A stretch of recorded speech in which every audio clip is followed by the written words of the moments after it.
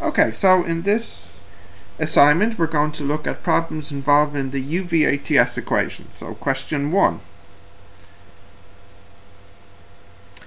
An iron cannonball of mass 6.4 kilograms is fired horizontally from the top of a building at a velocity of 80 meters per second. If the building is 28 meters tall and air resistance does not affect the flight of the cannonball, determine the time taken for the cannonball to strike the ground and the horizontal distance. So the time taken is also known as the time of flight, and the horizontal distance is also known as the range. So let's have a look at this.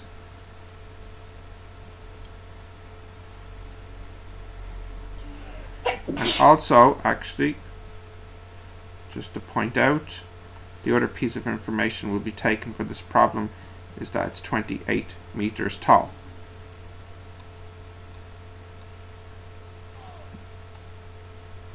Okay, so let's just do a quick drawing here of what we have.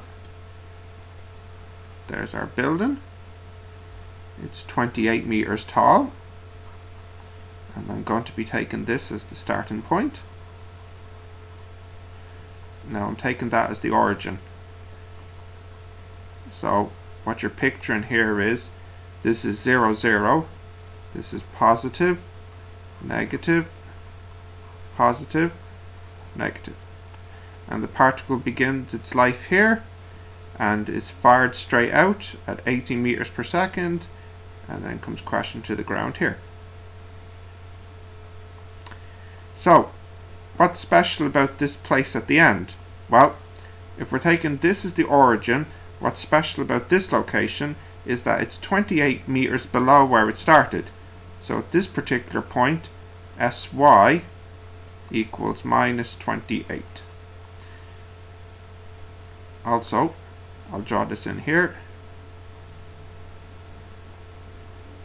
It's initially traveling horizontally with 80 meters per second velocity.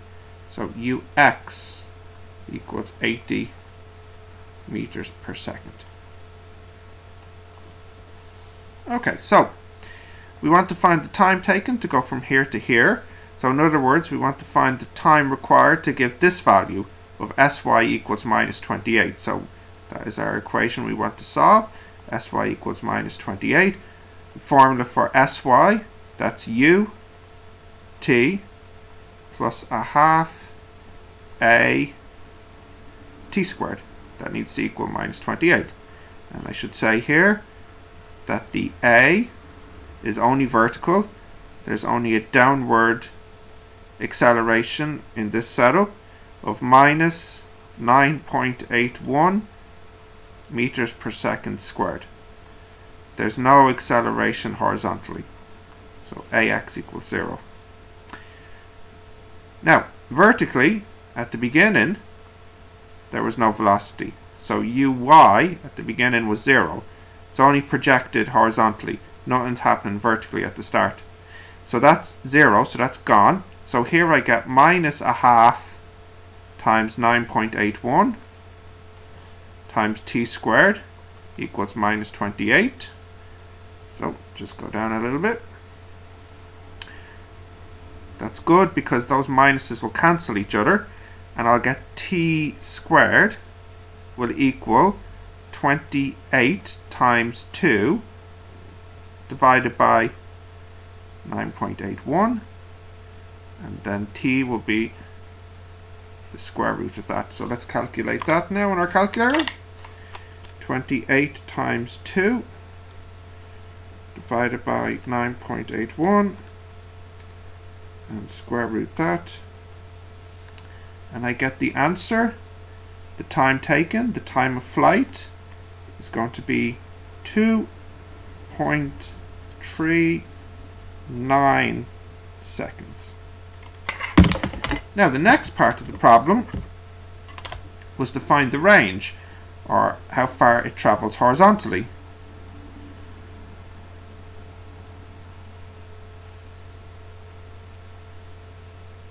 So in other words, the range, it's just going to be Sx at this time of flight. So again, ut plus a half a t squared, but horizontally there's no acceleration, so all of that is gone. So you're just left with ux, which we said was 80, and t, which we have here, 2.39. I already have that on my calculator, so I'll just multiply the answer by 80. And I get 191.13. So since we're using 3 significant figures, the answer will be 191 meters.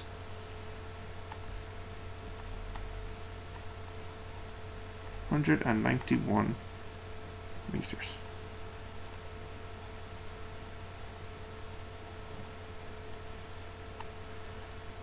Okay, let's have a look at question 2 now.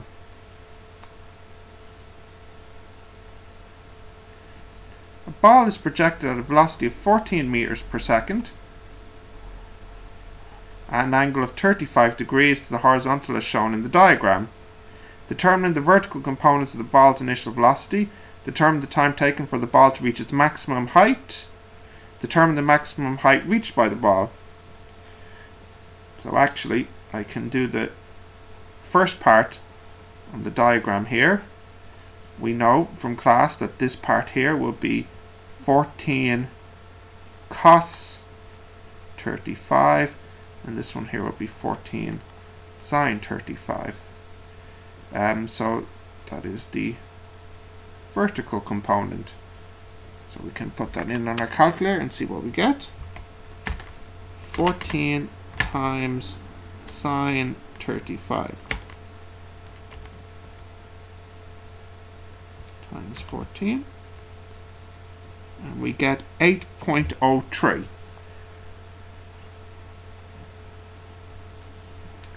Determine the time taken for the ball to reach the maximum height of its path. So we'll have to calculate that out. So let's have a look at this part now. Maximum height. So the ball starts here, projected, lands here. And what's so special about the maximum height? The maximum height happens when Vy equals 0. So again, using our equations, that's u plus at, that is v equals u plus at, and we need that to be 0. And these are all the vertical parts. Uy we've already calculated was 8.03. A, just like before, is going to be minus 9.81, and t is what we're looking for. So I get t will equal 8.03 divided by 9.81. So I get t is 0.819 seconds. So that answers part 2. So the next part of it, calculate the maximum height. So the maximum height, in other words, is the sy. So that would be ut plus a half a t squared. U, I believe we said, was 8.03. T, we just had it there a moment ago. It was 0.819, and then a half of a, which is minus 9.81, and then t squared. So let's calculate this. 8.03 times 0.819. So the first part is 6.57657, so 6.58, we'll say. And then the next part, a half times 9.81 times 0.819 times 0.819. So that's minus 3.29. That there is an 8.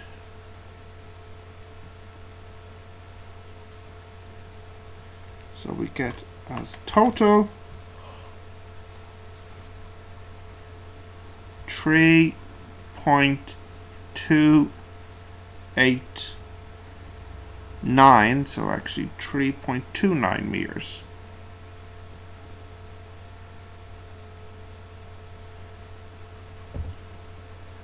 So that is the maximum height reached by the particle.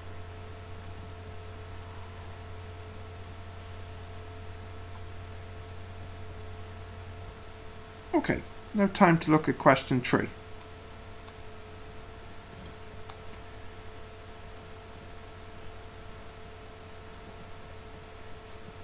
A student on a bicycle can move away from traffic lights quicker than a heavily loaded truck, but after a short time the truck will overtake the bicycle.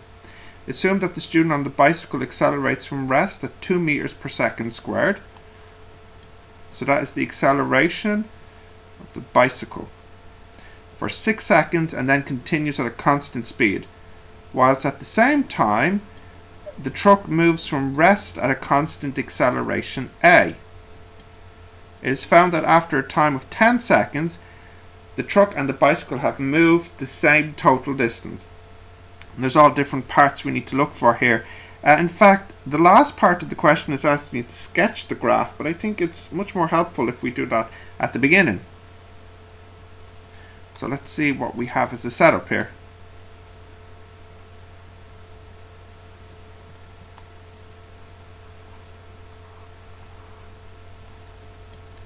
Okay, so this can be the bicycle,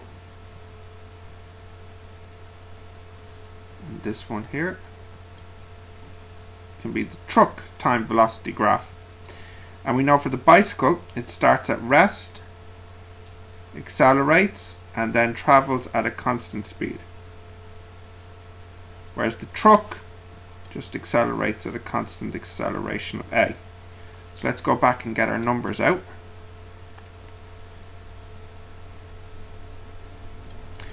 So the bicycle's acceleration is 2 for 6 seconds. So the bicycle's acceleration is 2, and that is for 6 seconds. And then after 10 seconds, they've both find themselves side by side again. So this is the truck and this is the bicycle. So what that means basically is that the area here, since that's representing the position of the truck after 10 seconds, that should equal the area here, which is representing the position of the bicycle after 10 seconds.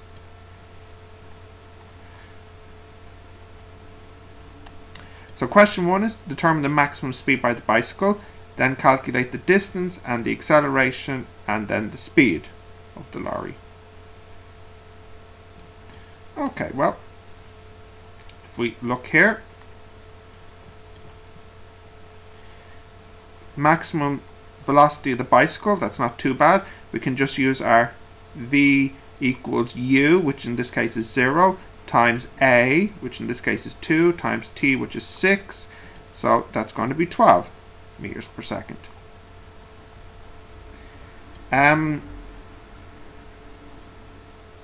I think what I'll do next now, let's see what I'm asked for, the distance, yeah, and then the acceleration. So I'll calculate the distance next.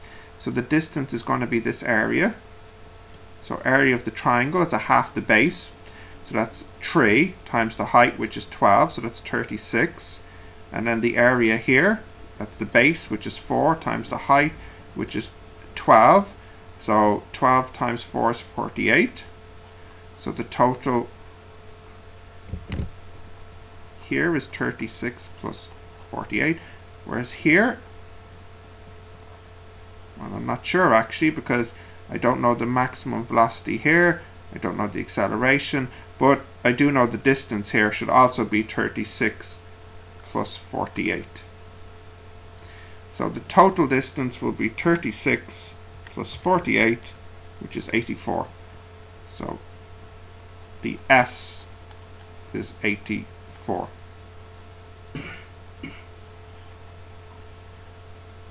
Okay, next now I think we want the acceleration, and then lastly the velocity. So the acceleration here, well, we know that the total distance needs to be 84. We know that it starts at rest, so can we use one of our formulas here? Let's see, could we use v squared equals u squared plus 2as? V squared equals u squared plus 2as. Well, I don't know the v, I do know the u, I don't know the a, but I do know the s, so that one's no good for me. Maybe I could use v equals u plus at. I don't know the v, I do know the a, the u, but I don't know the a. I do know the t, so that's no good. So hopefully, maybe I can use s equals ut plus a half at squared. U is 0, so that's gone. A I don't know, but I know the s and the t. The s will be 84. The a I'm looking for, and the t is 10. So t squared will be 100. So that's 50 a. So I get a will equal 84 divided by 50. So that will be 1.68.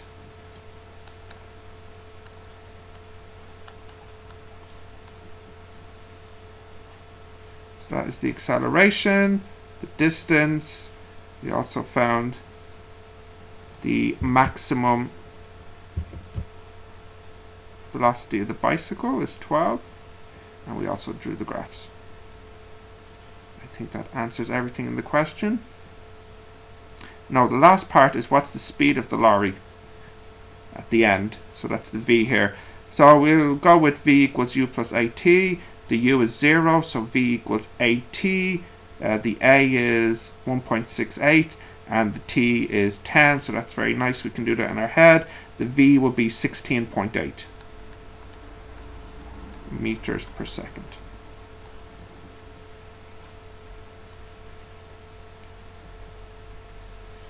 Okay, let's have a look now.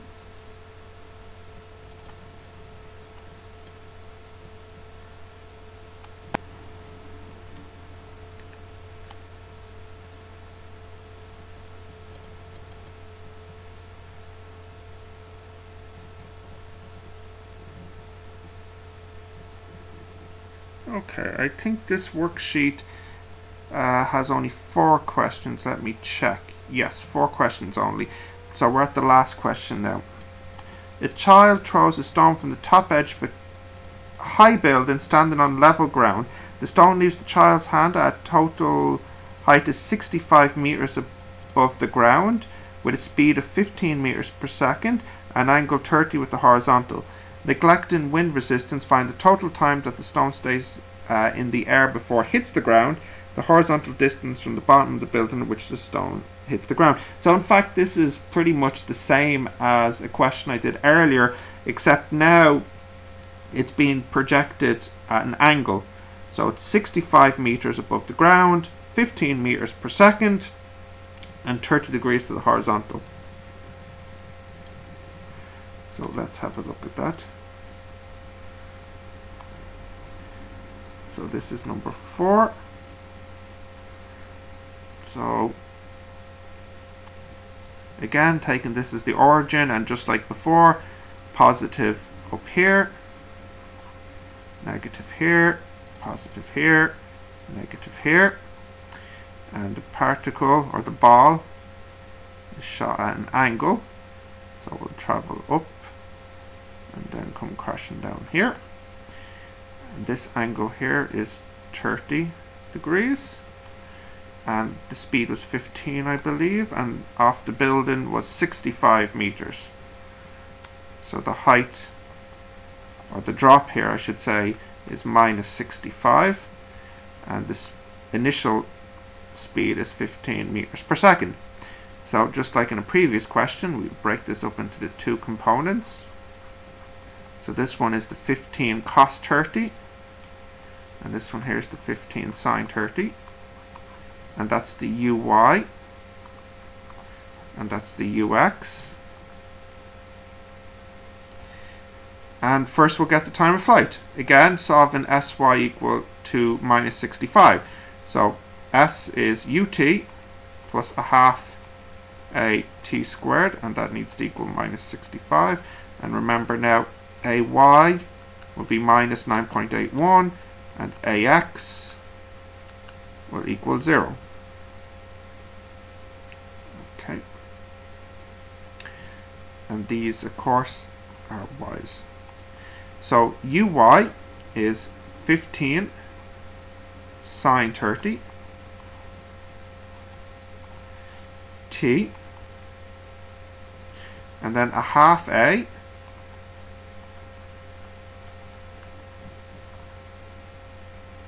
t squared equals minus 65. So a little bit different now, because previously when we did this question, the uy part was 0, giving us a very simple quadratic equation to solve, and not too difficult, but not as simple. So rewriting this as a half 9.81 t squared, taking that over to the right, minus 15 sine 30 t, taking that over to the right, and then leaving the minus 65 on the right. So minus 65 needs to equal 0. So let's do some simplifying here. So we get 4.905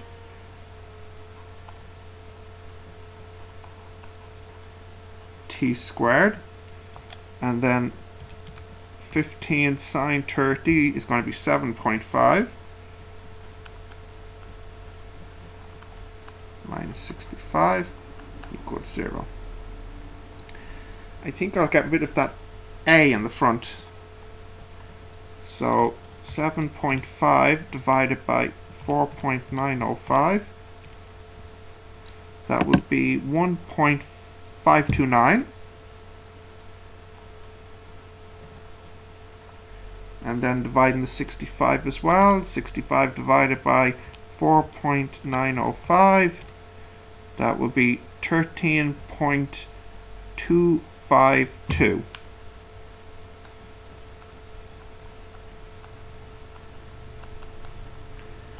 Okay, so using our formula now, t equals minus b plus or minus the square root b squared minus 4ac.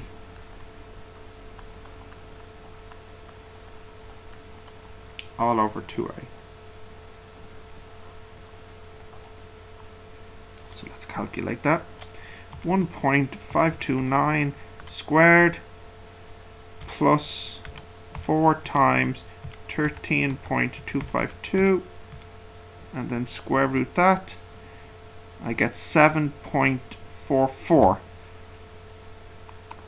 1.529 plus 7.439 plus or minus all over 2. Now I won't take the minus answer here because we need time to be positive, so I'll just go straight into taking the positive answer and then divide by 2, and I get 4.48. So t equals 4.48.